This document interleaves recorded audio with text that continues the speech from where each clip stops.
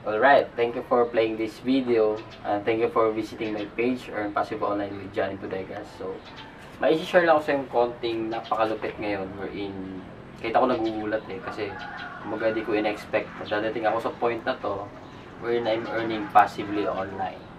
So ito, makikita mo dito. I-share lang ako sa'yo.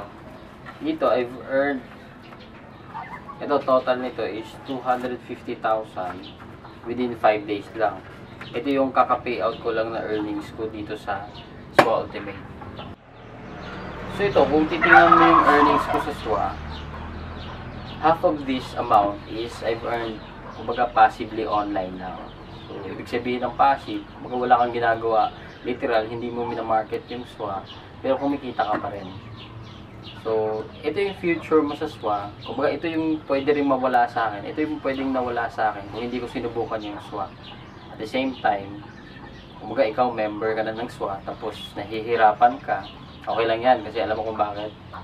Sa inyo na hindi nakakaalam, nang sumali ako sa SWA, 2 months after, bago ako kumita ng $20 ko. Yung first $20 ko. Kumbaga, first direct referral. So, ikaw kung 1 month ka pa lang, 2 months ka pa lang, tapos di ka pa kumikita, okay lang yan. Kasi, kung tumigil ako nun, sa tingin mo ba, darating ako sa stage na ito ngayon. So, simpleng logic lang yan na we're in. Dito sa industry kasi natin, no one ever fails in this industry, but those only who quits.